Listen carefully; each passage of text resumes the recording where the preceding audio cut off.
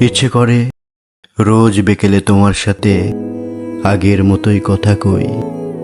সেই প্রথম দেখায় মন উজাড় করে কথা বলতে রোজ।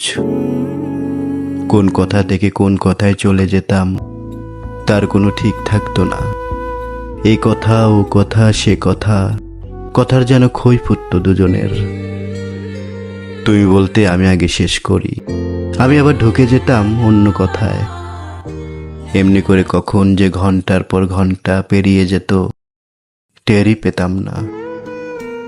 সম্পর্কের শুরুর আবেশটাই অন্যরকম, যেন ঘোরের মধ্যে ডুবে থাকা সারাক্ষণ।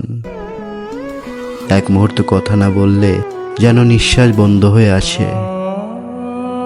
তারপর হঠাৎ তোমার কি হলো? একদিন একেবারে কথা বলা বন্ধ করে দিলে।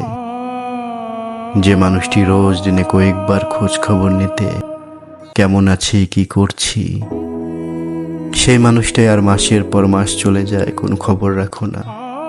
সত্যি বিচিত্র মানুষের সম্পর্কের সংজ্ঞা।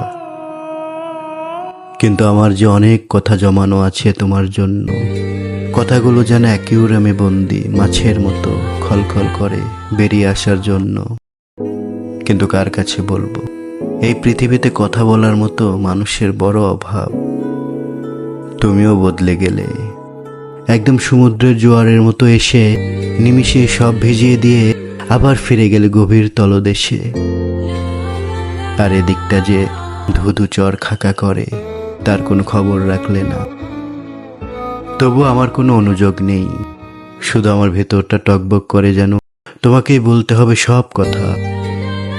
আমি একাকী, তুমি ভেবে কতবার অন্ধকারের সঙ্গে, কতবার আলোর সঙ্গে কথা কই। কখনো বা পাহাড়ের কাছে যাই, বনভূমির কাছে গিয়ে তুমি ভেবে গড় গড় করে সব কথা বলতে থাকি। তবু যেন মন ভরে না। আসলে আমি তুমি নামক সেই অসীম আকাশটাকে আর খুঁজে পাই না, যেখানে অকপটে কথার ঘড়িটাকে উড়িয়ে দিয়ে একাকিত্বের ভার মুক্ত করি। অতঃপর ভীষণ ক্লান্ত আমি নিজের ভিতরে বয়ে যাওয়া ঝড়ের গতিটাকে একবার বলি, এবার থামো।